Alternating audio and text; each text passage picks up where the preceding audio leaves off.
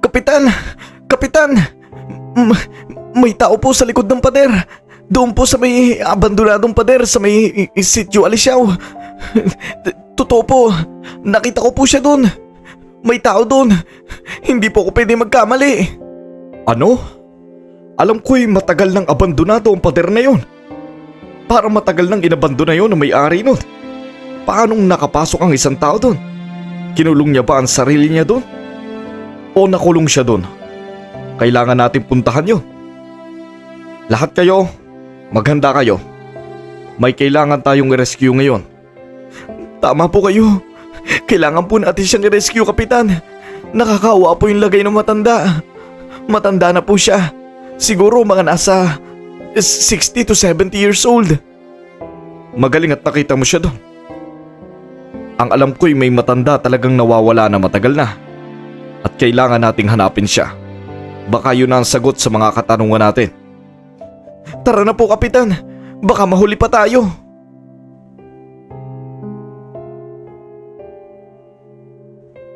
Magandang araw po, Mr. Dagit. At sa lahat ng inyong mga makikinig. Gusto ko pong ibahagi sa inyo ang kwento ng buhay ko. Alam ko na marami sa inyo mga listeners at mga manonood ang makaka-relate sa aking kwento. Alam ko na marami sa inyo ang maiiyak dito sa aking kwento. Siguro'y para itong isang teleserye. Parang isang inspirasyonal na kwento. Sa inyo ko po ipinaabot ang kwento kong ito dahil alam kong ang programang Dagit TV ang isa sa pinaka magaling magbahagi ng kwento. Malinis at may intindihan ng inyong mga viewers. Gusto ko pong ibahagi ito hindi dahil para sa sarili ko, kundi dahil gusto kong kapulutan ito ng aral ng mga taong nanonood sa inyo. Alam ko kasi na marami kayong mga viewers at alam ko na sa pamamagitan ninyo maihahatid ko ang kwento kong matagal ko nang gustong ikwento. Itago nyo na lamang po ako sa pangalang Tatay Isko. Ako po ay merong isang asawa at isang anak. Ang anak ko po ay nagngangalang Delma at ang aking anak naman ay itago na lang natin sa pangalang Gio. Bata pa lamang po si Gio ay mabait na siya. Napag-aaral ko naman siya pero kung minsan ay medyo hirap din ako dahil tanging magsasaka lang naman ako ng mga panahon na yun. Kaya Mr. Dagit, sobrang kinakapos kami sa pang-araw-araw. Pero kahit gano'n ay mayaman naman ako sa pagmamahal at paggalang sa akin ng aking anak. Siguro'y dahil napalaki din namin siya ng maayos. Alam ko kasi Mr. Dagit at naniniwala ako sa kasabihan na wala yan sa estado ng buhay. Yan ay nasa sa seguridad at pagbabantay mo sa iyong anak. Nakapag-aral naman po ang aking anak at ngayon ay nasa elementarya siya. Grade 4 student. At oo Mr. Dagit, ipinagpapasalamat ko dahil kahit di hamak na magsasaka lang ako, natutugunan ko ang bawat pangangailangan nila. Pati na rin ang aking asawa at ang mga gastusin sa bahay. Ang aking asawa naman ay naghihilot o nagpaparenta ng kanyang sariling skills. Magaling po kasi siya maghilot kaya yun po ang kanyang ino-offer sa mga tao nang sa ganon ay bayaran siya ng mga to. Mr. Dagit, mahirap ang buhay pero kinakaya naming mag-asawa na itaguyod ang aming anak na si Gio. Dahil alam ko, mataas ang pangarap ng anak ko. At ng araw na yon, magsisimula tayo sa sakahan.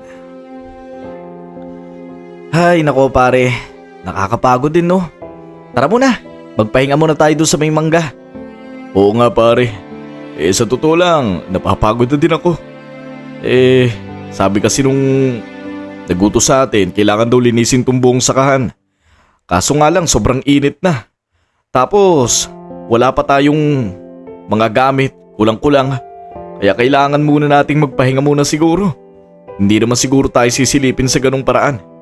Alam ko na maiintindihan nila kung magpahinga tayo. Kaya nga pre, basta mamaya ituloy na lang natin. Tagaktak na rin yung pawis ko oh. Doon muna tayo sa may mangga. pumunta nga kami ng aking kaibigan na si George sa May Mangga. Alam mo, Isko, bata pa lang ako, pinangarap ko na talaga maging piloto eh. Pero tinan mo naman yung nangyari sa akin. Tagagamas ng dahon, tagagamas ng palay, tagabuhat ng kung ano-ano at tagakargador. Ang hirap talaga ng buhay dito sa probinsya. Kapag wala kang skill, kapag wala kang pera, hindi ka makakapag-aral. Siguro, kung nakapag-aral lang ako at natapos ko ang course, baka mayaman ako ngayon, pre. Naniniwala ako sa iyo, George. Alam ko yung hirap mo. Alam ko na malayo din yung gusto mong maging pangarap. Pero kung dito tayo dinala ng tadhana, wala naman tayong magagawa eh. Katulad na lang nung anak ko, si Gio. Kahit mahirap yung pagsasaka natin, talagang ginagapan ko yung pagpasok niya. Ayoko kasi na balang araw makita siyang ikaws din sa buhay. Ayoko na makakasama ko pa siya dito kapag tanda ko. Ayoko nung parehas kami magsasaka. Katulad nung anak ko si Gio, gusto niya maging isang guro. Kaya ako, todo support ako. Gusto ko marating niya kung ano man yung gusto niya. Tama ka naman dyan, pre. Pero minsan kasi parang nakakulong na tayo sa ganitong sistema. Alam mo yun, hanggang kailan kaya tayo magsasaka? Hanggang kailan kaya tayo maghihirap? Hanggang kailan tayo magtitiis sa kakaunting karampot na pagkain? Hanggang kailan tayo kakain sa lamesang luma? At hanggang kailan tayo sisilong sa bahay na sira-sira ang bubong? Sa bagay na yan, hindi ko rin alam kung hanggang kailan. Pero naniniwala ako kung wala mang katapusan ng mga paghihirap na to. Gusto kong matapos ang buhay kung makitang maayos ang anak ko. Mahal ko si Junior pati ang asawa ko. At gusto ko bago ko mawala dito sa mundo, secure na sila. Kaya kahit ganong kahirap tong pagsasaka natin na to, kahit ganong kahinit dito, titiisin ko. Dahil tayo yung mga padre de pamilya. Kailangan natin gumawa. Kailangan natin magsakripisyo at dumiskarte. Laging ganoon ang araw-araw naming buhay sa sakahan, Mr. Dagit. Mahirap pero tinitiis namin. Wala naman po kasi kaming pagpipilian dahil kung pumunta kami sa palengke, wala rin namang tatanggap sa amin. Mas pinipili kasi nila ang may mga taong may diploma at may mga napatunayan na sa buhay. Kung yun sabi nga ay may experience. Ang experience ko lang naman, Mr. Dagit, ay pagsasaka at pagtatanim ng kung ano-anong gulay. Kargador. Yan lang ang experience ko. At alam ko na ang mga bagay na yon ay hindi tatanggapin sa mga kumpanya sa palengke. Mas tinatanggap kasi nila ang merong mga kredibilidad at merong mga napatunayan sa buhay. Alam ko, kung tanggapin man ako ay siguro'y sa mas mababang posisyon. Baka mas malaki pa nga ang kitain ko sa pagsasaka kesa ang kikitain ko sa mga kumpanya sa palengke. Kaya naman na-stuck na lang kami sa buhay na ganito, Mr. Dagit. Parang habang buhay na kaming magsasaka. Yun ang nasa mindset namin. Pagkatapos nga ng araw na yon, ng aming pagsasaka, lahat ay nagawa na namin. Nalinis namin ang sakahan, nakapag-ani kami at nakapagkarga kami ng mga inani sa truck. Ganon kasi araw-araw ang ginagawa namin. Iyon ay kapag maganda ang araw. Ibahin nyo pa kapag may mga kalamidad. Minsan wala kaming trabaho. At pagkatapos ng trabaho namin ng araw na yon, ibinigay na nga ang sahod namin. Oh, kayong dalawa, pumunta kayo dito. Tig 250 kayo. Yan ang kinita nyo buong maghapon. Sir, 250 lang po. Parang half day lang po yung 250 dati ah. Huwag ka na mag-ano-ano dyan. Nagmahal lang ang palay. Kailangan bumaba yung sahod nyo. Sige na, umalis na kayo dito. Wala na tayong magagawa. Tig 250 daw tayo. Oh, ito, 250 mo. Ay nako. Nako, lagot na naman ako sa asawa ko nito. Napakaliit nung kita ngayon ah. Parang half day lang to ah. Nagmahal daw yung palay. Wala tayong magagawa. Tara na, maglakad na tayo pa uwi. Doon nga Mr. Dagit ay naglakad na kami ng aking kaibigang si George pauwi. Lagi naman kasi kaming magkasabay pauwi at naglalakad.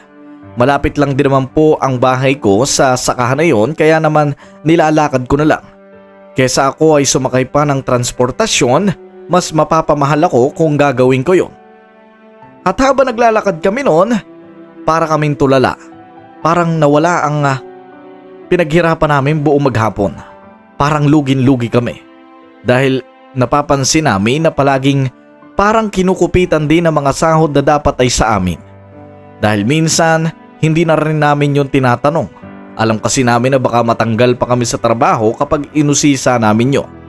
Kaya kung magkano ang ibigay sa amin ay tinatanggap na lang namin. Oh, binibilang mo na naman kung kakasya sa pamilya mo yan.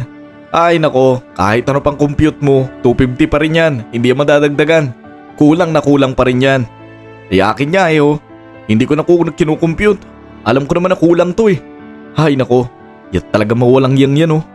Siguro kinukupitan yung sahod natin, kaya 250 lang. Dapat mga 550 to eh. Hindi ko rin kasi alam kung paano ko pagkakasyahin to. Baon bukas ni Gio. Tapos pang ulam namin ngayon saka bukas. Tapos yung kuryente pa, tubig. Ang hirap. Grabe no, ang hirap nga no. Hay nako, hayaan mo na. Bumawi na lang tayo sa susunod na araw. Ganun na nga mangyayari. Patayan na naman sa susunod na araw.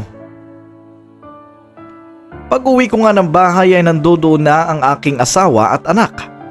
Alam ko noon nakakauwi lang din ang asawa ko dahil nagraraket-raket din siya sa mga kapitbahay nang sa ganon ay meron din siyang kitain. Mabuti na lamang Mr. Dagit ng araw na yon. Andito na ako. Papa, andito na po pala kayo. Kanina ko pa po kayo iniantay. Tulungan niyo po ko sa assignment ko. Meron daw po idodrawing, family picture, parang yung tayo lahat. Kahit daw po stickman lang. Teka lang anak ha, kakausapin ko lang yung mama mo. Sige po. Mahal. Naku, may babalita ako sa'yo. Ay nako, alam ko na yan. Dating gawi. Maliit na naman ang kita mo. Yun na nga eh. Huwag ka sana magalit sa akin. Ginawa ko naman talaga lahat ng trabaho buong maghapon. Hindi na nga kami nagpahinga eh. Yung pahinga na lang namin nung uminit yung tanghali. Hindi na talaga kaya ng balat. Sobrang init. Pero tira mo. Napakawalang niya talaga ng boss namin doon. 250 pesos yung binigay buong maghapon. Ay nako. Wala na tayong magagawa kung gano'n. Alangan naman na magreklamo ka sa kanila. Ay baka naman tanggalin ka pa sa trabaho. Mabuti na yung meron kaysa wala. Huwag ka mag-alala. Marami naman ako kaninang naraket. Naka 500 pesos ako. Sapat na ito. Naka 500 pesos ka? Aba, jackpot pala tayo ngayong araw Jackpot pa ba yun? Aba, gumising ka nga, Isko. Hindi jackpot ang nangyayari sa atin. Kumakapit lang tayo sa swerte. Kailangan may gawin tayo. Dahil mabubulok tayo kapag hindi tayo nagdiskarte. Oo, mabuti nga. Nailigtas tayo ng araw ng racket ko ngayon. Pero paano bukas? Paano sa mga susunod na araw? Paano si Gio? Pumapasok siya. Araw-araw nagbabaon. Araw-araw may gastusin. Katulad na lang ng assignment niya ngayon. Bumili ako ng bond paper. At marami pang iba. Mga pangkulay. Napatingin ako sa anak ko. Malungkot pero kailangan ko kasing i-accept lahat ng sinasabi ng asawa ko. Totoo naman kasi yun. Hindi ko naman ginusto na mangyari sa atin to eh. Kung may pagkakataon lang ako na piliin yung yaman at hirap, alam mo namang pipiliin natin yung yaman, hindi ba? Pero dahil mahirap tayong ipinanganak, mahirap tayong susuungin ang buhay. Oo, kapos tayo. Pero dahil sa kahirapan yan, Hindi naman siguro kasalanan natin kung biktima tayo ng kahirapan, hindi ba? Pero sana man lang, ma-appreciate mo naman yung ginagawa ko. Na-appreciate ko ang ginagawa mo, Isko. Sobrang na-appreciate ko ang paghihirap mo. Pero kailangan natin manindigan na kailangan nating dumiskarte. Kailangan nating suungin kung ano yung katotohanan. Kulang, kapos, wala. Paanong gagawin natin sa mga susunod na araw na parehas tayong zero? Hindi tayo kakain buong maghapon. Hindi tayo kakain ng ilang araw. Gusto mo bang makita si Gio na masayang ang mga pangarap niya? Pero ano bang gusto mong gawin ko? Ano bang gusto mong gawin ko? Magnakaw? Manlamang ng kapwa para magkapera? Hindi ganun kadali ang buhay. Alam mo namang hindi ako basta tatanggapin sa ibang kumpanya eh. Hindi ako basta tatanggapin sa ibang trabaho dyan na mas maayos. Wala akong tinapos. Kaya gusto kong igapang yan si Gio. Pero paano nga tayo makakaahon? Hirap na ako sa buhay na to.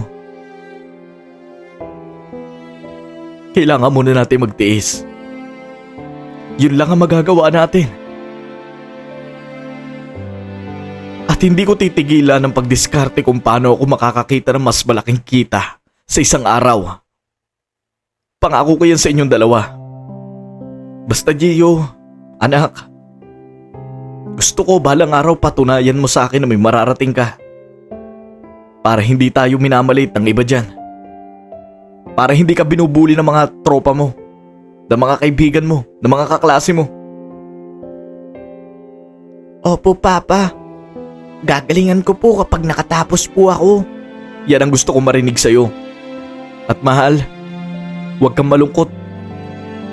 Huwag kang manghinayang at huwag kang mawawala ng pag-asa.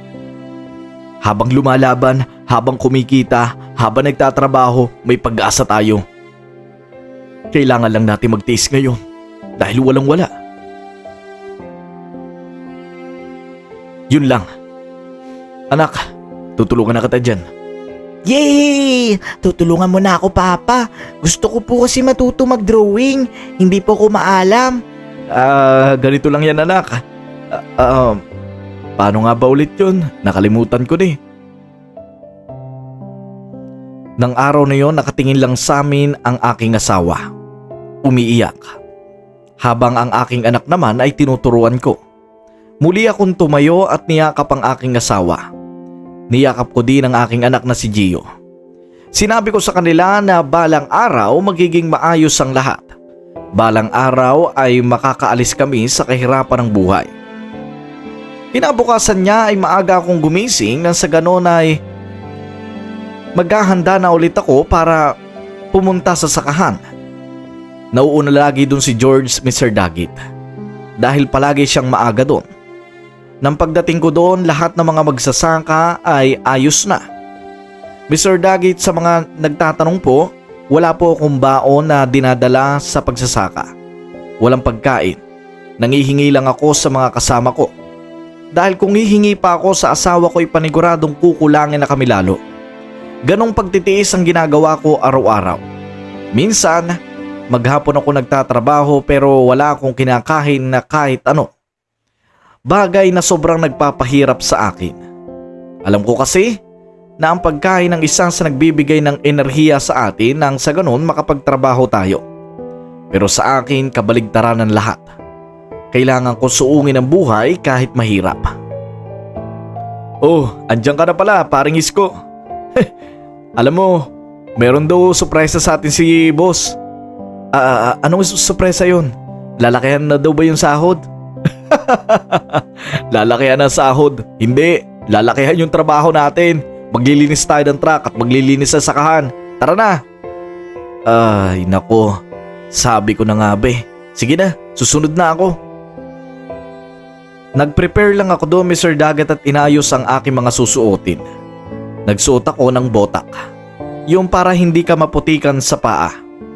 Pumunta naman kami sa truck na sobrang putik. 3 truck na malalaki yon. At ang utos sa amin, linisin namin yon. Kumuha kami ng tubig sa ilog at dinadala yon sa may malapit sa truck. Doon, kuskus dito, kuskus doon. Kahit mahirap ay ginagawa namin.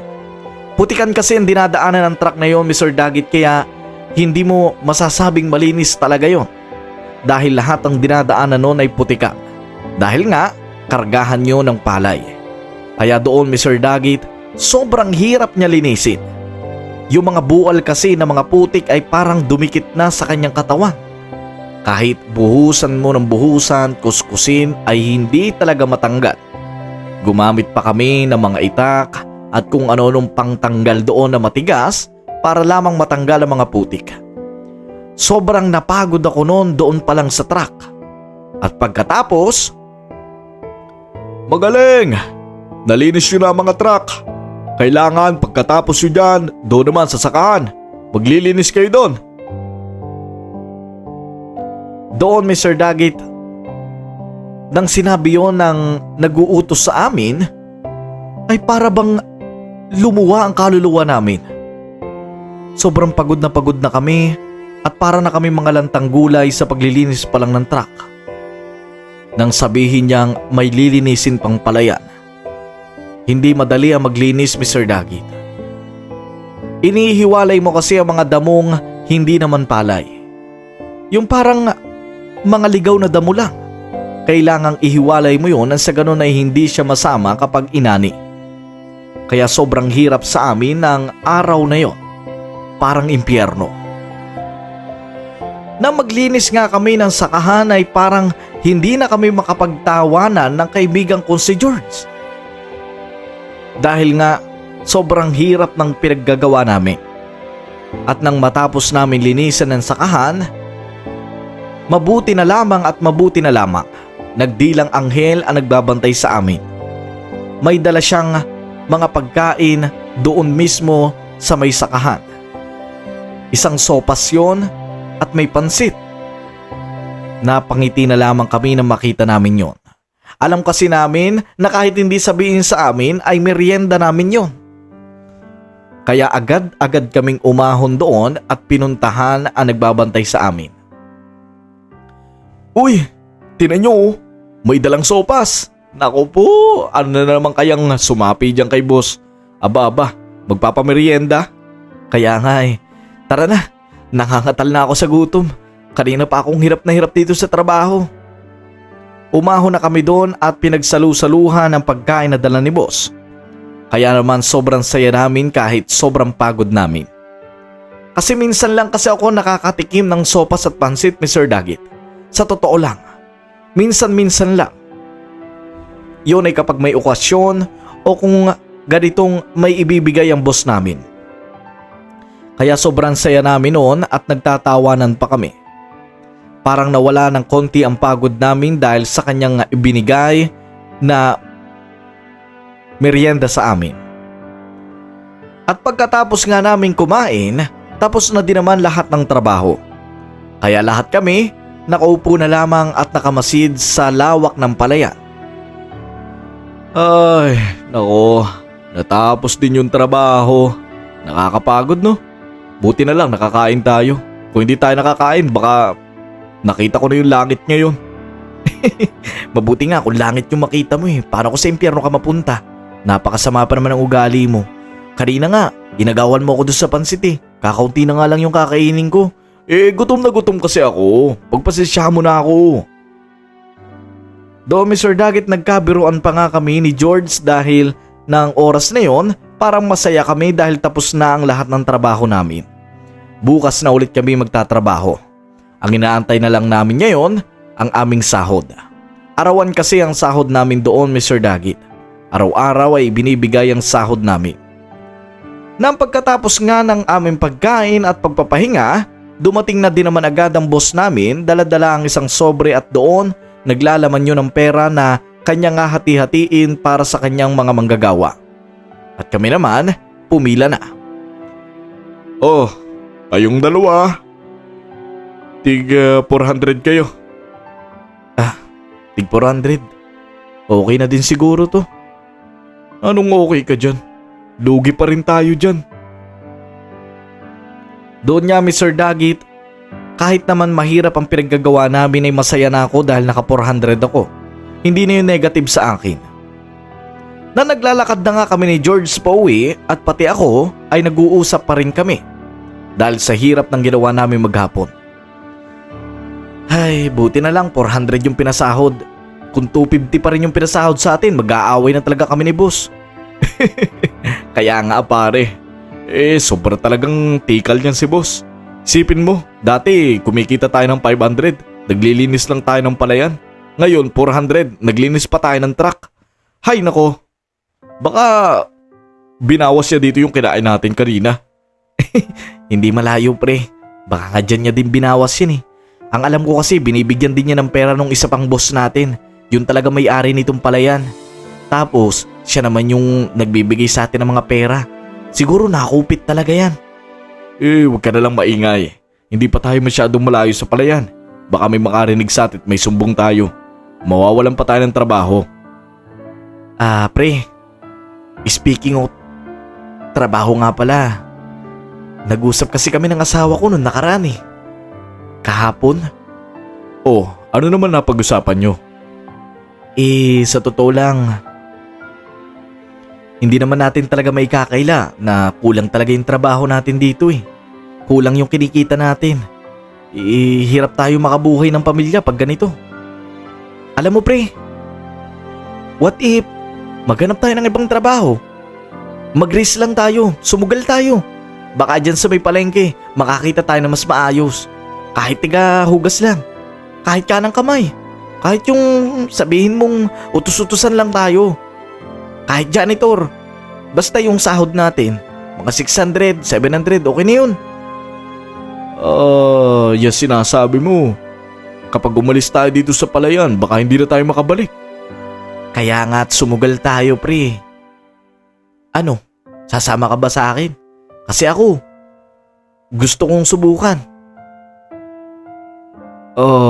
Siguro sa bagay na yan, ipagpapaalam ko muna din sa asawa ko. Maganda yun. Mahalaga na ipagpaalam mo nga rin muna. Pero kausapin muna din natin si boss. Sabihin natin kahit magpapahinga lang tayo kasi meron tayong lakad. Baka naman hindi niya tayo tanggalin dito sa palayan. Absent lang naman tayo kahit isang araw lang eh. Maganda yung naisip mo. Nasa ganun, safe pa rin tayo. Kung hindi man tayo matanggap sa palengke, okay naman yung babalikan natin. Meron pa rin tayong trabaho. Tama. Doon nga Mr. Dagit ay sinabi ko kay George ang aking plano. Yun ay ang maghanap kami ng bagong trabaho, yung mas malaki ang kita. Sobra kasing liit talaga ng kita sa pagsasaka Mr. Dagit. Kung minsan ay zero pa nga kami. Lalo na kapag tag-init, tag-tuyot, sobrang lugin-lugi kami. Wala kami masyadong ginagawa. Ang gusto namin ay yung trabaho ba na araw-araw ay meron.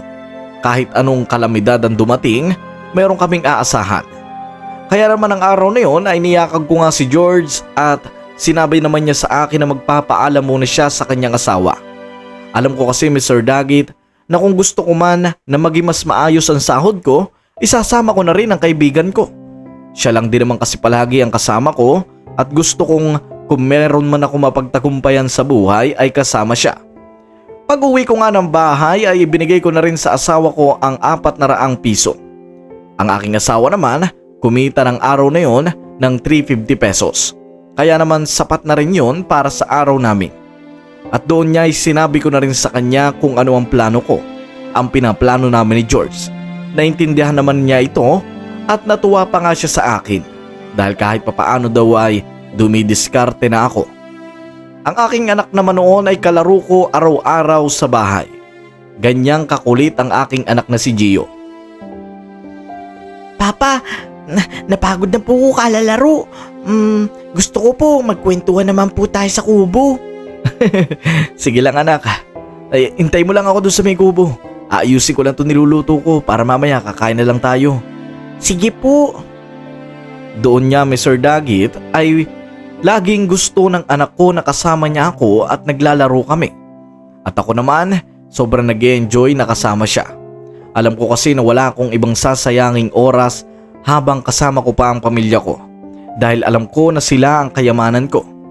Doon niya Mr. Dagit, pagkatapos kong magluto ay agad na rin naman akong pumunta sa kubo. At doon, may maliit lang kaming kubo doon na ginawa ko mismo. Yung mga kawayan ay pinagtagpi-tagpi ko lang at nilagyan ng kaunting upuan at natawag na namin tong kubo. Doon Mr. Dagit, nakaupo ang aking anak. Ang gusto niya kasi Mr. Dagit ay magkwentuhan kami. Yan ang palaging gusto niyang topic. Gusto niya nalalaman kung ano ang mga bagay na ginagawa ko at ako naman ay gusto ko rin malaman ang opinyon niya at mga bagay na ginagawa niya araw-araw. Papa, andito ka na po pala. Upo ka po. Ito talagang anak ko. Kamusta pala yung school mo kanina? Patingin niya ng kamay mo kung may star. Ito po. May star po ako. Ay, ang galing ah. Basta anak, lagi mong pagigihan yung pag-aaral mo ha. Papa, sabi po nung mga kaklase ko, hampas lupa daw po ako. Parang nasaktan po ako nung sinabi nila yun. Ano pong meaning nun? Anak, yung meaning ng hampas lupa parang ano lang yun pang-asar lang. Parang sinasabi lang na mukha kang lupa, ganun. Huwag mo nang masyadong isipin yung mga ganun anak. Saka kapag may nangasar sa'yo anak, huwag mo silang pansinin.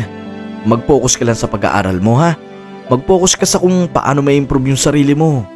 Alam mo anak, kapag kasi pinakita mo sa mga nangasar sa'yo, sa mga nambubuli sa'yo na naapektuhan ka sa mga sinasabi nila, mas lalo sila nagkakameron ng energy para asarin ka. Parang nagiging battery nila yun. Kasi, ito ha, unawain mo anak. Kapag hinaasar ka ng mga kalaro mo, gusto nilang makita kang mainis. Gusto nilang makita kang umiiyak. At kapag pinakita mo ko sa kanila ng umiiyak ka, matutuwa sila. Kaya doon, mas lalo silang gaganahang asarin ka. Pero kapag ipinakita mo sa kanila na okay ka lang, na hindi ka naapektuhan sa sinasabi nila, tingnan mo anak, titigilan ka ng mga kalaro mo na yan. Kanina po, umiyak ako. Sabi po kasi nila, mahirap lang daw tayo. Yung bahay daw natin, maliit lang. Tapos sampas lupa daw. Kaya nasaktan po ako. Pero hindi naman po ako nakikipag-away. Tama yan anak. Wag na wag ka makikipag-away. Masama yun. Saka, gusto ko, kahit sobrang galit na galit ka sa kanila, palitan mo pa rin ang pakikipagkaibigan sa kanila. Sabi nga 'di ba? If you cannot beat them, join them. Ganun lang ang buhay anak ha. Basta tatagan mo lang. Alam ko balang araw, kapag may napatunayan ka na, mawawala na lahat ng mga pambubuli sa'yo. Lahat sila nare-respeto sa'yo. Lahat sila igagalang ka. Ang kailangan lang, ano? Ang kailangan lang po, maging mayaman. Tama anak, kailangan lang maging mayaman. Kailangan pakikisama, pagiging mabait sa kapwa, at syempre, meron ka narating sa buhay. Doon mo makikita kung paano ka unti-unting re-respeto ng tao. Doon mo rin makikita, dadami ang kamag-anak mo, hindi mo nalalaman. May mga kamag-anak ka pala dito, may kamag-anak ka doon. Parang ganun. Ibig sabihin po, kailangan ko lang maging masinop sa pag-aaral. Tama, ganun niya. Ay, kayong dalawa mag-ama. Luto na yung pagkain. Pumunta na kayo doon at kumain kayo. Doon niya Mr. Dagit ay tumayo na rin ako at binuhat ko ang anak ko papunta sa loob ng bahay. Doon ay kumain na kami. Masayang masaya kaming lahat. Nang araw kasing yon, hindi kami zero, hindi rin malaki ang kinita ko. Parang sapat lang. Walang problema, walang kahit ano. Para sa amin, okay na ang ganon. Para sa amin, wala na kaming hihilingin sa araw na yon. Okay na sa amin na nakakain kami. Okay na sa amin na meron kaming aasahang pera bukas. Kinabukasan niya, pumunta kami ni George sa palayan. Doon ay hindi para magtrabaho pero para magpaalam. Sinabi din kasi ni George na pinayagan na daw siya ng kanyang asawa. At ako naman, wala na rin naman akong problema dahil pinayagan na rin ako ng asawa ko at nakapagpaalam na rin ako sa aking anak. Inihatid ko muna nga din ng anak ko noon sa school dahil wala naman akong trabaho sa palayan. Pwede ako malate ng kaunti sa palayan. Nakita ko nga doon ang kanyang mga kaklase na pinagtatawanan kami. Pero okay lang yun sa akin, Mr. Dagit. Alam ko naman na hindi ko naman problema kung gano'n ang ugali nila. Problema na nila yun. Nang araw na yun sa sakahan ay inintay lang namin dumating ang aming boss para doon magpaalam. Oh, kayong dalawa, bakit hindi kayo nagtatrabaho? Boss, may sasabihin po kasi kami sa inyo. Oh, ano ba yun? Ang totoo po niyan, maglilib muna po kami ngayon kahit ngayong araw lang. Hindi po kami makakapagtrabaho ni George. Bakit naman? George, ikaw na kaya magsabi. Ikaw na pre, natatakot ako. Ganito po kasi, maghahanap lang po kami ng... May lakad lang po talaga kami ngayon. At kailangan lang po talaga naming gawin yun kasi kailangan. Sana po payagan niyo po kami. Kahit ngayong araw lang po. Buong maghapon. Bukas po papasok na kami. Wala namang problema sa akin. Basta bumalik kayo. Yun lang yun. Narinig mo yun, George? Maraming salamat po, boss. Sige na, umalis na kayo. Doon nga, Mr. Dagit, ay masaya kaming umalis si George doon dahil pinayagan kami ng boss namin na kahit papano'y mag-leave ng araw na yun. Mabait naman din kahit papano ang boss namin. Minsan nga lang maliit siya magpasahod. Kaya ngayon, ang plano namin ay pumunta sa bayan nang sa ganon makahanap kami ng trabaho. Sa kabilang bahagi naman ng asawa ko noon, Mr. Dagit, ay rumarakit-rakit sa aming mga kapitbahay. Parang naghihilot, naglalaba, kung ano-anong mga skills ang kanyang ino-offer na sa ganon ay kumita rin siya. Habang ako ng araw na yon ay naghahanap ng trabaho. Alam kasi niya na ngayong araw ay wala akong maiuwing pera kundi isa lamang balita ang maiuwi ko. Yun ay kung may mahanap akong trabaho o wala. Nang pagdating namin ng aking kaibigan na si George sa bayan, para kaming namangha sa aming nakita. Marami kasi mga kumpanya doon. Pero hindi namin alam, Mr. Dagit, kung sino sa kanila ang tatanggap sa amin. Kung saan-saan kami lumapit doon. Kung saan-saan kami pumunta doon. Pero kahit saan kami mag-apply, walang tumatanggap sa amin. Hanggang sa isang mall ang nakita namin doon at lumapit kami sa security guard. Sir, magandang araw po. Natanggap po ba kayo ngayon ng trabahador? Ano? Anong trabahador? Kahit ano po. May dala po kami resume. Resume. Kayong dalawa, papasok kayo dito. Umalis na kayo, hindi kayo matatanggap. Pahirapan nyo lang yung sarili nyo. Ay naku, sabi ko na nga ba. Ganun na naman ang sasabihin nila. Bakit ba kasi lagi nyong tinitingnan yung panlabas na anyo namin? Pre, wag mo nang patulan. Tara na. Aba, bastos to Umalis kayo dito. Mga hampas lupa kayo. Doon, Mr. Dagit, naglakad kaming dalawa papalayo sa mall na yon na malungkot. Hindi namin alam kung saan kami pupunta. Sabi ko na sa'yo kasi pre, wala namang tatanggap sa atin dito. Tira mo, parang pagod lang yung inabot natin. Wag tayong sumuko. Isipin mo na lang pre, naghihintay yung pamilya mo ng magandang balita na may trabaho kang makuha dito. Magpahinga muna tayo. Pagod na ako kalalakad. Kanina pa tayo naghahanap ng trabaho. Hanggang ngayon, wala pa rin tumatanggap sa atin. Sige na, magpahinga muna tayo dito. Habang nakaupo kami sa may gilid ng kalye, pinagmamasdan lang namin ang mga sasakyang dumadaan. Malungkot, parang pinagsakluban kami ng langit at lupa. Kasi alam naming mabibigo kami ng araw na yon. Medyo hapon na kasi at kailangan na naming umuwi. Ano pre, maghahanap pa rin ba tayo ng trabaho? O uuwi na tayo? Hindi ko rin alam Maghanap pa tayo. Kahit last na. Kapag wala talaga, sumuko na tayo. Habang nag-uusap kami, isang sasakyang kulay itim na van ang huminto sa may tapat namin. Hindi namin alam kung anong pakay niya. Medyo natakot pa nga kami nung una. Oh, sino naman to? Hintayin lang natin. Tumigil dito sa tapat natin eh. Oy, kayong dalawa. Anong ginagawa niyo dyan? Wala po, may hinihintay lang po. Resume ba yung hawak nyo? Resume po ito. Bakit po? Naghahanap po kasi kami nitong kaibigan ko sa school ng trabaho. Wala pa rin tumatanggap sa amin. Bakit ho?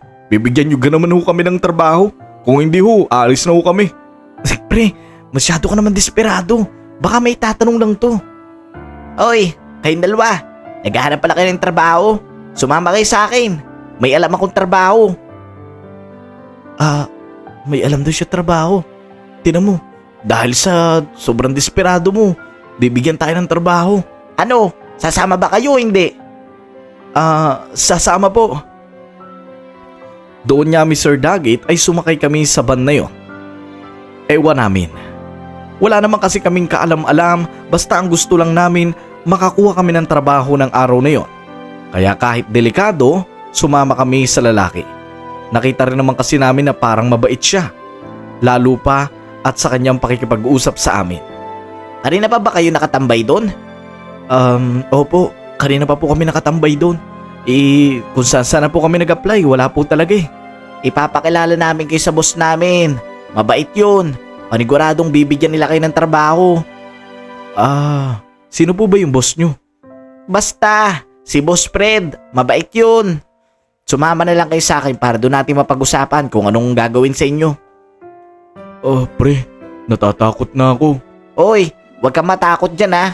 Hindi ako sindikato. Tutulungan ko lang kayo magkameron ng trabaho. Sige po. Doon niya Mr. Dagit ay hindi rin naman kami nabigo sa kanyang ipinangako. Totoo naman talaga.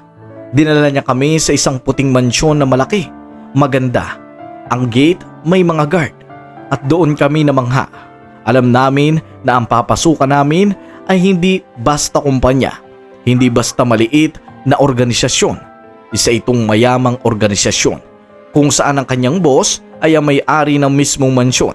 Alam ko na maganda ang magiging trabaho namin kung totoong bibigyan kami ng trabaho doon. Paring Isko, walang ya. Ang laki ng bahay na to. Dito siguro tayo magtatrabaho. Kaya nga pre. Naku George, paniguradong yayaman tayo kapag dito tayo nakapagtrabaho. Oy, kayong dalawa. Huwag kayo maingay dyan. Lalabas lang ako at kakausapin ko si boss. Naghahanap kasi talaga ng tauhan. Mabuti na lamang na saktong nakita ko kayo sa daan. Hintayin nyo lang ako dito. Natutuwa ako, paring Isko. Bilang isang magsasaka, makapagtrabaho sa ganitong kalaking mansyon, parang isang achievement sa atin. Sobrang saya nito, paring George. Para ako nananaginip. Kurutin mo nga ako. Baka mamaya panaginip lang to. Hindi to panaginip pre. Totoo to. Oy, kayong dalawa. Lumabas na kayo dyan. Kakausapin daw kayo ni boss. Doon niya Mr. Dagit ay lumabas na kami sa van. Paglabas namin doon, parang hiyang-hiya pa kaming tumapak sa flooring ng bahay na yon. Parang nakakahiya kasi Mr. Dagit na sa ganong kausuutan namin ay magtatrabaho kami sa isang mansyon na napakaganda, napakayaman at napakaraming mga furniture na alam kong pag nabasag namin tapos kami. Kaya Mr. Dagit noon pagpasok namin doon ay nandoon niya ang boss na sinasabi ng lalaki na yon. Yung lalaki na yon Mr. Dagit ay medyo masungit ng aming nakausap doon. Kaya naman nang hinarap namin ang kanyang boss, medyo may katandaan na pala ito. Sila pala yung sinasabi mo. Opo boss, sila po yun. Gusto pong maghanap ng trabaho. Bigyan po natin ng chance. Baka makakatulong po kayo. Ilan taon na kayo mga iyo? Ako po, nasa 32 na po. Ako po, mga 38 na po. Bakit kayo nakaganyan na suot? Pasensya na po kayo, Don. Ang totoo lang po kasi, mahirap lang naman po talaga kami. Kaya ganito po yung suot namin. Ayos lang po kung hindi nyo kami tanggapin or what. Pero basta kami po, kahit ano pong ibigay niyo sa amin trabaho, gagawin namin. Basta matanggap lang po kami. May binubuhay po kasi kaming pamilya. Sana matulungan niyo kami. Matutulungan ko kayo. Basta tulungan niyo din ako.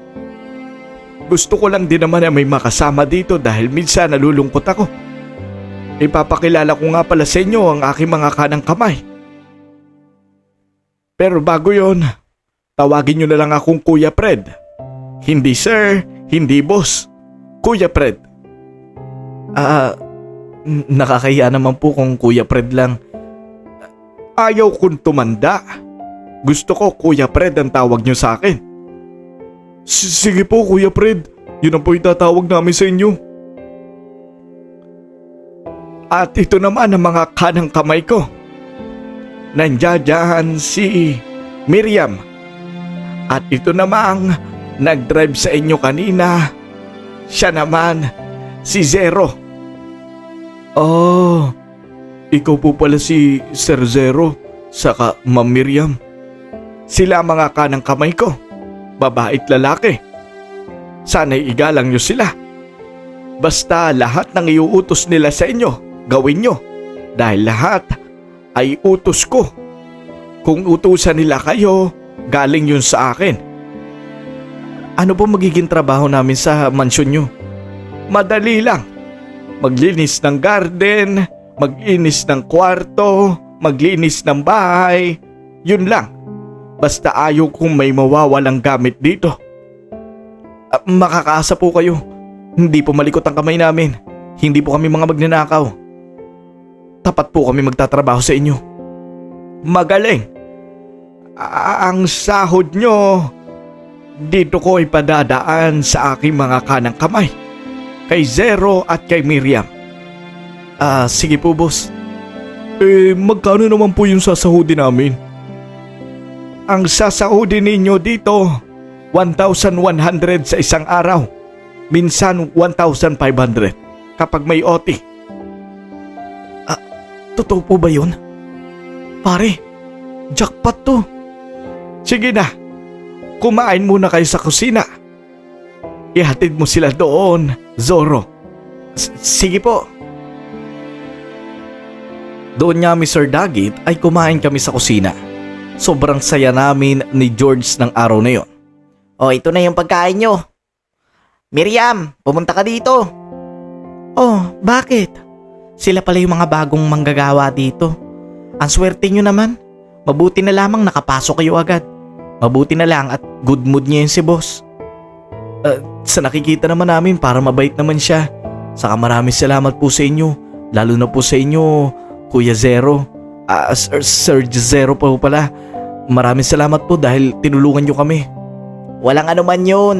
Basta magtrabaho lang kayo ng ayos dito. At gagawin namin ang lahat para matulungan kayo.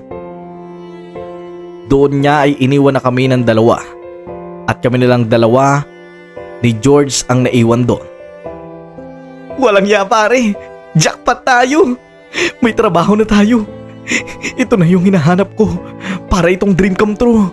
Ito yung nasa panaginip ko eh. Yung yayaman ako. Isipin mo yung pre, 1,100 yung minimum natin. Tapos magiging 1,500 kapag may OT.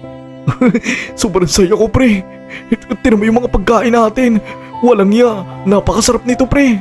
Ngayon lang ako makakatikim nito. Teka lang, may plastic ka ba dyan? Gusto ko mag-uwi sa pamilya ko. Gusto kong matikman din nila to. Magpaalam ka muna dun kay Nazoro. Saka dun kay Aling Miriam. Baka mamaya mapagalitan tayo. Sobrang saya namin ni George noon na natanggap kami sa mansyon na yon. At ipinagpaalam ko rin sa kanang kamay ng aming boss na si Zero o Zoro. Kahit ano pa ang tawag namin sa kanya ay ayos lang. Pinagpaalam namin na baka pwede kami mag-uwi ng ulam. Pinayagan naman kami. At pag-uwi nga namin noon Mr. Dagit, alam naming napakaganda ng balitang ibabalita namin sa aming mga pamilya. Si George noon Mr. Dagit sobrang saya niya. Sobrang saya niya. Hindi ko mapantayan ang sayang nararamdaman niya. Pati ako, tuwang-tuwa sa nangyari. Sabi ko naman sa iyo, hindi ba? Tinan mo, Kung tayo sumuko kanina, paniguradong hindi tayo nandito. Sabi ko sa'yo, magganap lang tayo na magganap. May tatanggap sa atin. Tinan mo, ang ganda pa ng trabaho natin. Kaya nga pare, sobrang hindi ko matanggap sa sarili ko na mangyayari to. Parang panaginip lahat. Parang hindi to totoo. Totoo to pre. Totoong yayaman tayo dito. Basta galingan lang natin, sipagan natin. Aba, hindi yata nila alam, naglilinis tayo ng truck. Tapos, dito, paglilinisin lang nila tayo ng mga kotse na malilinis na. Madali lang linisin yung pre, malinis naman eh. Kaya nga, ay nako, mabuti na lamang natanggap tayo dito. Oy, kayong dalawa. Sabi ni boss, itimpla nyo daw siya ng kape. Basta, pagkakain nyo dyan, dali nyo na doon sa kwarto niya. Ako na yun, ako na magtitimpla. Ako na pre, ako na, kaya ko na yun. Grabe, ang dali ng trabaho natin oh. Oo, ititimpla ko lang si boss ha. Nasaan ba yung kape dito? Doon nga Mr. Dagit nagsimula na rin ang trabaho namin ng araw na yon. Pinapili din nila kasi kami kung bukas kami mag-umpisa o ngayon. At pinili namin na mag-umpisa ngayon. Kaya naman doon, pinag-igihan na nga namin ang unang-unang araw ng trabaho namin. Sobrang sarap ng trabaho namin doon Mr. Dagit. Para kami nakatira din sa mansyon. Parang amin din ang bahay na yon. Dahil doon nakakatambay kami, nakakapanood ng TV at kung ano-ano pang masasayang ginagawa namin doon. Nang pagkatapos nga ng trabaho ay ibinigay na nga din sa amin ang aming sahod. Oy, kayong dalawa. Hali kayo. 2,000 daw kayo dito ha. 4,000 yung binigay ni boss. Teka lang, kala namin 1,500 lang.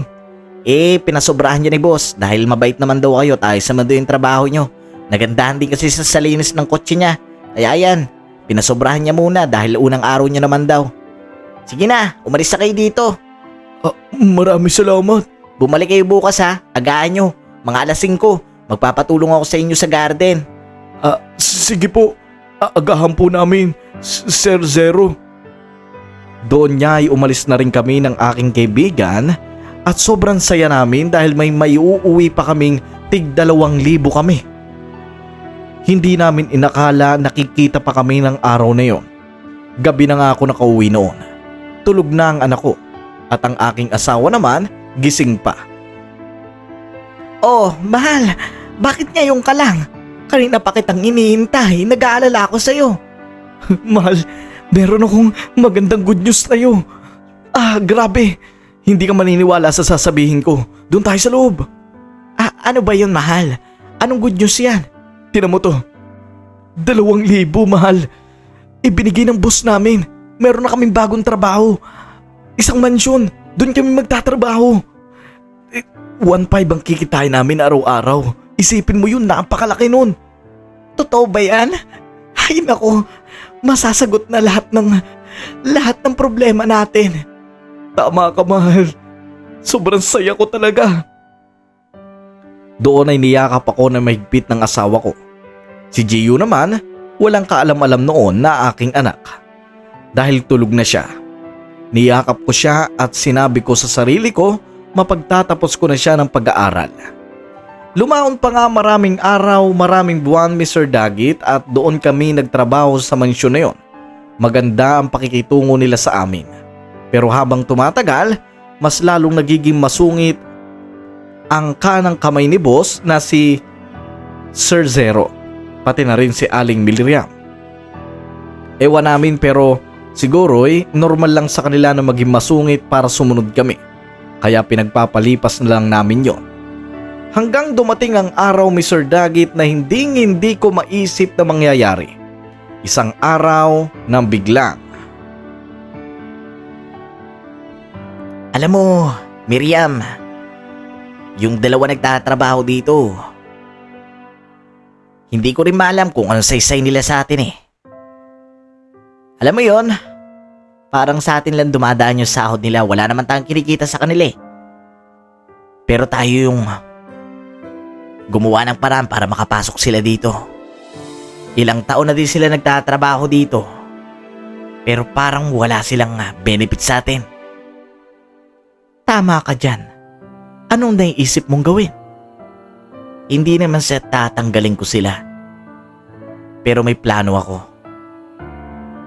Anong plano mo? Naiinggit na ako kay boss. At matagal ko nang gustong makuha mga kayamanan niya. Okay? Anong gusto mong gawin? Papatayin natin siya. Ano?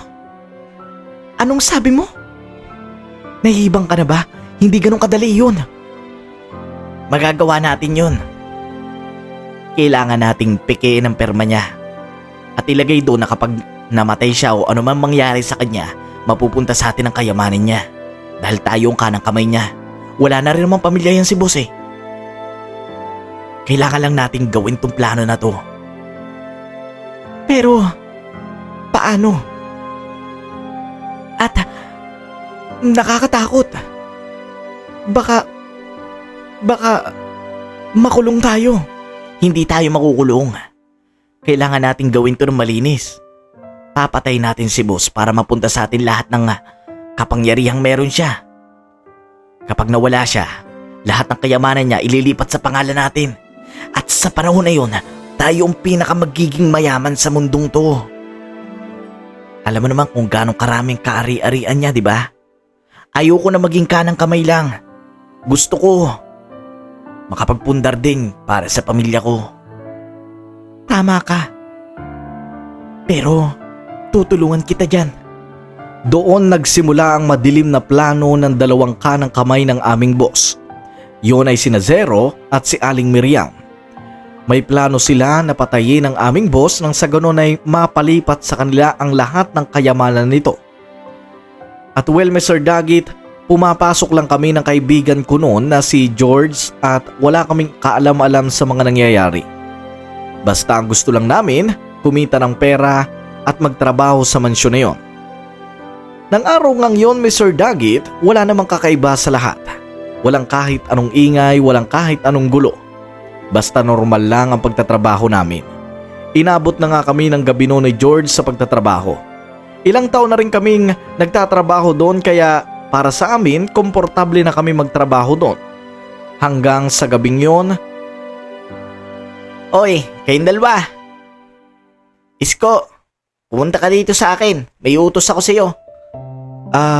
Saglit lang po. Sir Zero, tatapusin lang na po natin to. Sige. Doon niya ay lumapit ako sa kanya. Gabi na noon, Mr. Dagit. May papagawa lang ako sa iyo, tapos pwede na kayo umuwi. Ano po yun? Ganito lang. Kita mo yung mga balde na to na puno ng gas?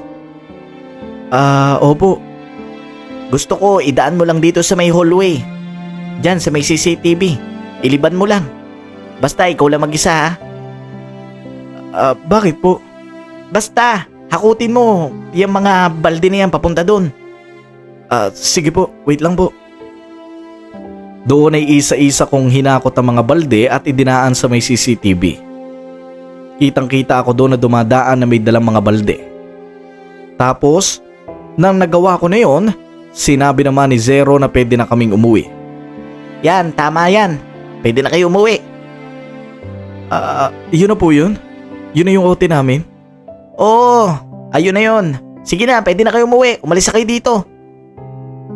Tara na pre, umuwi na tayo. Hinahanap na rin ako ng asawa ko. Doon niya ay habang naglalakad kami ng aking kaibigan na si George ay napapaisip ako. Bakit ako pinagbuhat ng balde na puno ng gas? Hindi ko rin alam pero may kutob na ako. Pero hindi ko pa rin talaga siya mapagtanto kung bakit.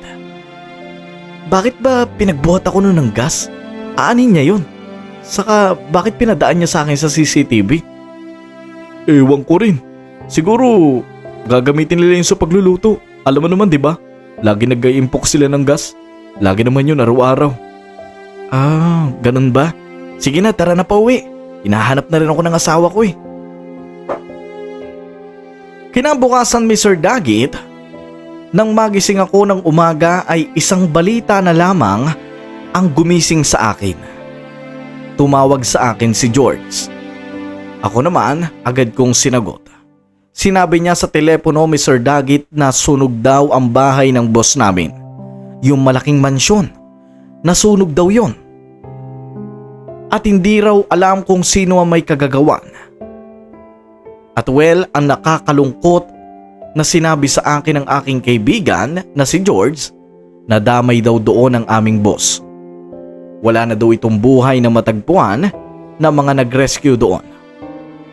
Kaya naman sobra ang sakit na naramdaman naming dalawa. Alam kasi namin na ilang taon na kaming tinulungan ng aming boss. Kaya para sa akin, parang pamilya na din kasi ang turing namin sa kanya. Ang dalawang kanang kamay naman ng aming boss ay hindi na nakita pa. Umalis daw sila ng gabing yon at inutusan daw ng aming boss. Tumawag din sila sa amin at parang nagkukunwaring umiiyak at nasasaktan. Pero alam namin na baka may kinalaman sila sa nangyari. Pero hindi rin namin sila pinagbibintangan. Ang iniisip lang namin noon, baka meron lang konting pagkakamali sa loob ng bahay o may naiwang bukas na mga appliances at sumabog. Pero ang lumabas sa report ng mga pulis, Mr. Dagit, mayroon daw talagang nagsunog ng bahay. At doon, umingay ang balita. Sino ang sumunog ng bahay? Sino ang gumawa noon? Doon, Mr. Dagit, dahil nagtatrabaho kami ni George doon, hindi rin namin maiwasang kabahan. Pero kahit ganon, okay lang sa amin dahil alam naming wala kaming ginawang masama. Nagtatrabaho lang kami doon. Hanggang nakalipas pa ang ilang araw, pagkatapos ng trahedya nangyari ay merong mga pumunta sa amin. Ito ay mga barangay tanod at kapitan. Magandang araw o! Pagbuksan! Ako ito si Kapitan! Nagising ako sa kanyang tawag. Doon ay bumaba ako. Kapitan, kayo po pala yan. Ano pa may paglilingkod ko sa inyo? Mabuti naman at nadatnang ka namin dito. May gusto lang kami sabihin sa inyo. At sa pamilya mo. Alam ko na sobrang importante nito sa iyo. Pwede ba kami pumasok para makapag-usap tayo? Sige po. Pumasok po kayo dito. Doon ay kaharap nila ang aking anak at asawa. Pati ako na handang makinig sa sasabihin ng kapitan. Subalit nagulat ako sa kanilang pakay sa aming lugar, sa aming bahay. Isko, alam ko mahal mo ang pamilya mo pero sana handa ka sa kontrobersyal na ito. Bakit ho, Kapitan? Anong kontrobersyal ho? Ikaw ang tinuturong salarin sa pagkasunog ng bahay na mansyon doon sa may lugar sa bayan. Ano ho? Bakit ho ako? Wala ho akong ginawa. Nagtatrabaho lang ho kami doon. Trabahador ho kami doon. Pero malaki ang ebidensya ng laban sa'yo. Ang totoo niyan, merong kuha ng CCTV na ikaw ang may mga dala ng gas, mga galon. Binibitbit mo yung mga galon na yon at inililiban. Kita ka sa CCTV. Yun ang lumabas na ebidensya. Ibinigay ng 2 kanang kamay na matandang si Fred sa mga pulis. Kaya ngayon, ikaw ang person of interest. At sana handa kang harapin ang kasong ito. Hindi ho ako. Hindi ko magagawa yun. Mahal, anak, alam niyong hindi ko kayang gawin yun. Hindi ako pumatay kay boss. Napagbintangan lang ho ako. Inutusan ho nila ako na dalhin yung mga galon na yun doon. Wala ho akong alam doon. Kapitan, tulungan niyo ako. Wala ho akong alam. Inosente ho ako. Kahit to si George, yung kaibigan ko, siya magpapatunay. Pero, ang batas ay batas. Kung ano ang ebidensya, yun ang susundo nila. Hindi natin alam kung anong katotohanan. Pero naniniwala ako sa'yo. Tatagan mo ang loob mo. Dahil mga ilang araw lang baka lumabas ng warrant mo. Hindi ho totoo yan. Mahal, alam mong hindi ko kayang gawin yun. Papa, makukulong ka po. Hindi anak, hindi ako makukulong. Hindi totoo mga binibintang nila sa akin. Wala akong kinalaman doon. Nagtrabaho ako para maigapang ang anak ko. Hindi ako nagtrabaho para maging kriminal. Kaya sana mapanagot ang tunay na may sala. Pero hindi ho talaga ako. Wala ho akong kinalaman sa pangyayaring yun. Sige na ho. Yun lang ho ang pakay namin at sabihin sa inyo. Sana ho'y harapin nyo na maayos ang kasong ito. Aalis na ho kami. Gusto lang ho namin sana kaming sabihin sa inyo na iimbitahan ho namin kayo bukas sa presinto para doon magpaliwanag. Doon ay gumuho ang mundo ko, Mr. Dagit. Doon ko napagtagpi-tagpi ang nangyari. Kaya pala pinagbuhat ako ng galon ni Sir Zero ay dahil gusto niyang ibaling sa akin ang ebidensya. Gusto niyang ako ang makita doon na ako nagdala ng mga gas na yon sa bahay. Sobrang sakit sa akin noon, Mr. Dagit, na ako ang kanilang ginigiit na nagsunog ng bahay na yon. Kahit ang totoo, wala naman talaga po akong alam doon, Mr. Dagit. Alam din yun ng kaibigan kong si George. Nang araw na yon ay agad nang kumalat ang balita tungkol sa nangyari. Lahat ng mga tao ang tingin sa akin ay isang kriminal. Kaya naman agad din pumunta si George sa bahay ko para ako'y kamustahin. Paring Kaloy, napakasama nila. Nandudun ako, witness ako. Inutos lang sa'yo yun, hindi ba? Tama ka. Bakit nila nagagawa to sa akin? Hindi ako. Wala akong kinalaman doon. Mahal, naniniwala kami sa iyo. Alam kong wala kang kinalaman sa pangyayaring yun. Kailangan natin tatagahan at harapin ang kasong ito. Napakasama nila. Wala tayong ginawang masama sa kanila para pagbintangan nila tayo sa maling hindi naman natin ginawa. Mahal, anak, may plano ako. Kailangan tataganin nyo. George, ikaw ang bahala sa pamilya ko. Oh, anong plano mo, pre? Wala tayong laban sa ganitong kaso. Paniguradong makukulong ako. Magsasaka lang tayo. Mahirap lang tayo. Ang kailangan ko, yung tulong mo, pre. Anong tulong, pre? Anong gagawin natin? Bantayan mo ang pamilya ko, pati ang anak ko, at asawa ko. Aalis ako dito. Magtatago ako. Saan ka tatago, pre? Paano ang pamilya mo? Kaya nga nandiyan ka, hindi ba? Tulungan mo ko kahit ngayon lang. Paniguradong kung hindi ako aalis, ako ang madadawit. Dahil matibay ang ebidensya sa akin. Kailangan may gawin akong paraan. Magtatago muna ako habang hindi pa nakikita ang tunay na salarin. Alam kong balang araw lalabas din ang tunay na salarin dyan. Papa, huwag ka pong umalis. Huwag niyo po akong iwan. Anak, kailangan ko tong gawin. Sobra na ako naiipit. Magtatago muna ako, anak. Mag-ingat kayo ng mama mo, ha? At lagi kayong magdadasal. Tandaan mo lahat ng pinangaral ko sa'yo. Tandaan mo lahat yun.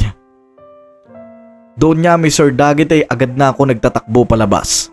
Dala-dala ang mga ilang damit ko, ilang pagkain, at ng araw na yon hindi ko alam kung saan ako pupunta. Hindi pa naman lumalabas ang warrant of arrest ko, no, Mr. Dagit, pero gusto ko na magtago. Para kahit papaano, matakasan ko kung ano man ang maling bintang sa akin. Alam ko kasi na sa estado namin, Mr. Dagit, wala kaming kalaban-laban sa kaso na yon. Alam ko na makukulong lang ako ng panghabang buhay at baka hindi ko na makita pa ang aking asawa at anak. Yun ang bagay na kinakatakot ko.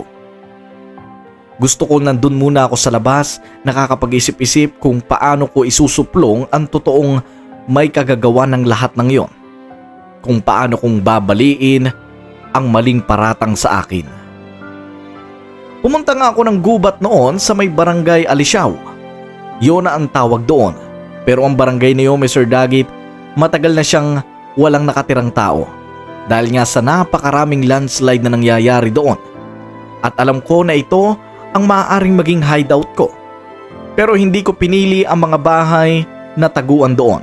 Hindi ko rin pinili ang magtago at maggawa ng maliit na kubo.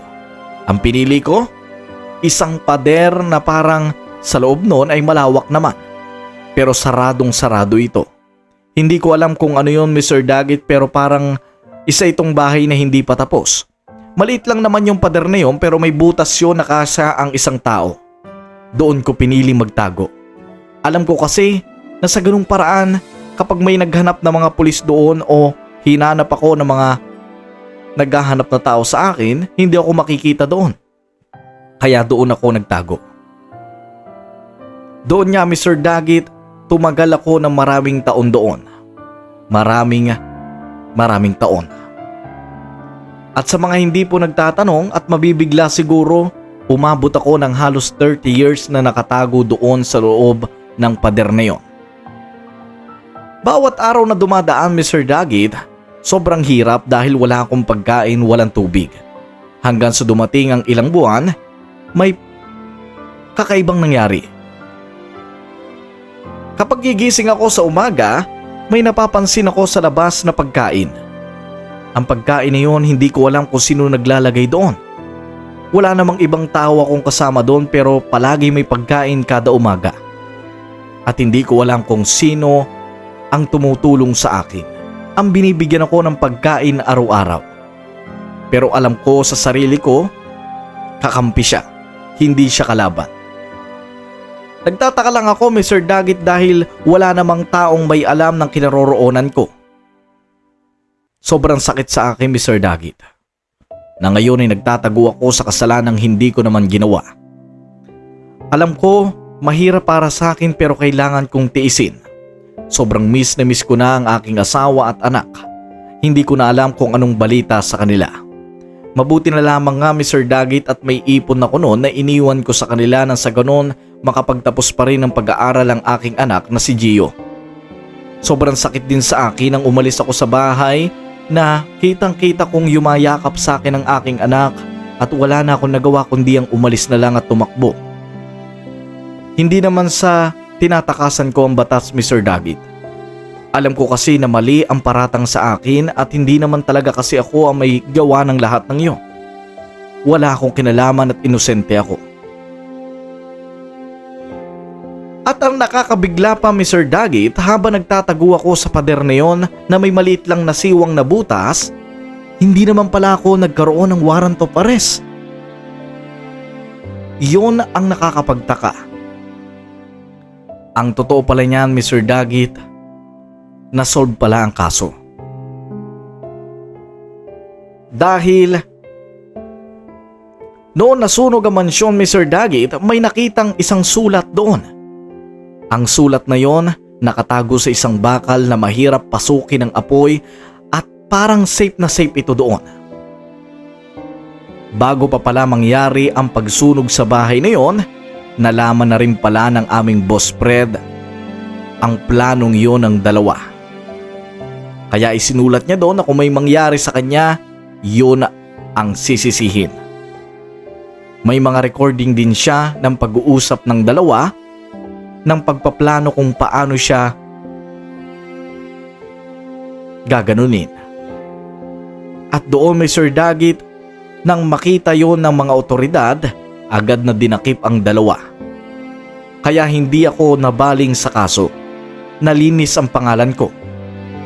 At hindi ko alam na ganun pala nangyari sa kaso ko. Hanggang ngayon, 30 years na ako nagtatago, hindi naman pala ako hinahanap. Hindi rin naman ako makabalik sa pamilya ko dahil natatakot ako, Mr. Daggett. Baka kasi bigla na lang akong dukutin. Nang lumipas ang 30 years ay nagising na lamang ako sa ingay sa labas. May mga bata naglalaro. Sumilip ako ng paunti-unti sa butas ng pader. Nakita ko may mga bata nga doon at may pagkain ulit sa labas. Doon, ang ama ng isang bata ay nakita ako. Nakita ang mata ko. Agad siyang natakot at tumakbo at dinala ang mga bata. Kapitan! Kapitan! May tao po doon sa may pader. Sa may likod ng pader. Yung abandonado. Hindi po ako pwede magkamali. May tao po doon. Ano? May tao doon? Buhay pa ba siya? At saka, anong ginagawa niya doon? Kinulong niya ba ang sarili niya doon? Hindi ko po alam. Pero alam ko po, baka kailangan niya ng tubig.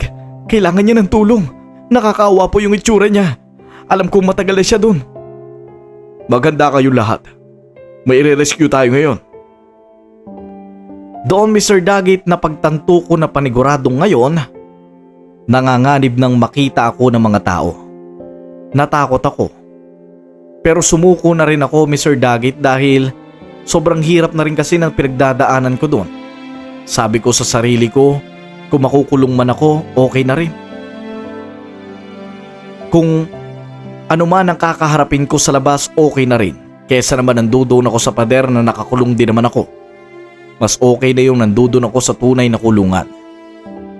Pero pagpunta ng mga kapitan doon at mga barangay tanod, may mga dala silang maso. Alam ko na titibagin nila ang pader kung saan man ako nandoon. Pero habang lumalapit sila papunta sa pader kung saan ako nakatago, isang bagay ang pumukaw sa atensyon ko. 3 tao. 3 taong hindi ko makakalimutan ang kanilang mga muka. At isang medyo binata na hindi ko rin makakalimutan kung sino siya. Iyon ay ang aking anak na si Gio, ang aking asawa at ang aking kaibigan na si George. Kasama ng mga barangay. Nandudun din ang lalaki na unang nakakita sa akin. Pagpunta nila doon, agad nilang sinimulang tibagin ang pader. Pero sinabi ko sa kanila na may daan ako papalabas doon. Kaya hindi na rin sila nagpakahirap. At paglabas ko doon, agad akong niyakap ng mga pamilya ko. At lalong-lalo na ng anak ko. Papa! Ang tagal niyo po nawala. Mahal, sana hindi ka na lang nagtago.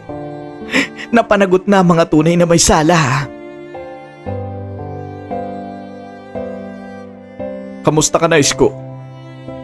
Ako ang kapitan dito. Alam kong wala kang kasalanan.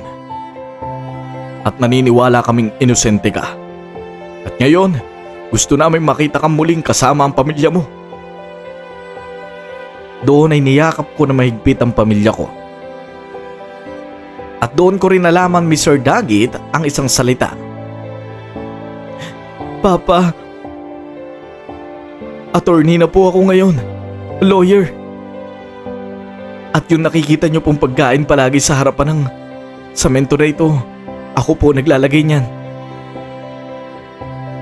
Natatakot po ako na magpakilala sa inyo dahil alam kong takot pa kayo sa realidad, sa labas. Ayaw kong masyak kayo. Kaya hinayaan ko na lang ang pagpapadala ng pagkain sa inyo. Inilaban namin ang kaso at pinatunayan naming hindi kayo may sala. Sana Papa, maging aral to sa atin. Hindi natin kailangan ng malaking pera. Ang kailangan natin, buo tayo, magkakasama. Maraming salamat, anak. Mahal, patawarin mo ako kung nagtago ako. Natakot ako. Patawarin niyo rin po kami, Papa, kung natakot din kami lumapit sa inyo. Patawarin niyo po kami kung akala niyo pinabayaan namin kayo. Nagpapasalamat po ako sa lahat ng pagod na ginawa niyo sa akin. Nagpapasalamat po ako sa lahat ng sakripisyo. Na kahit makulong kayo, ayos lang. Ngayon andito kayo, hindi namin sasayangin ang oras na kasama namin kayo. Maraming salamat. George, ikaw na ba yan? Ako nga ito. Ang tagal mo na wala, pare. Namiss ka namin. Doon ay nagyakap-yakap kami. Umiiyak, puno ng emosyon. Ang kapitan ay napayakap na rin sa amin at naiiyak na rin siya. Alam niyang biktima ako ng maling paratang. Alam niyang biktima ako ng sistema. Doon ay muli akong bumalik sa syudad. Parang nanibago ako. Lahat ng mga tao awang-awa sa kalagayan ko. Natakot akong lumabas noon dahil ang akala ko'y baka tugisin ako ng mga tao dahil sa galit nila sa akin. Pero mali pala ako. Lahat pala sila, matagal na akong hinahanap at awang-awa silang lahat sa akin. Doon ko napatunayan na ang buhay ko'y magpapatuloy at ang maling nagawa minsan sa atin napapabunton. Alam ko wala akong kasalanan at alam yan ng lahat ng tao. Alam ko na ang katotohanan ay lalabas at hindi ang kamalian. Alam kong hindi mananaig ang kasamaan sa kabutihan. Hanggang dito na lamang po muna ang aking kwento, Mr. Dagit. Maraming salamat po sa inyo dahil labasan nyo ang aking kwento. At syempre sa mga kadagit ninyo na nakarelate at umiyak sa kwentong ito, maraming salamat po sa inyo sa panonood nyo sa Dagit TV. Hanggang dito na lamang po, sana'y mag-share, mag-like, mag-comment kayo at mag-subscribe, i-hit na rin ang notification bell. Sobrang laking tulong yan para sa amin. Maraming salamat po sa inyong lahat mga kadagit at muli, ito ang Dagit TV. Nagpapaalam. Peace out.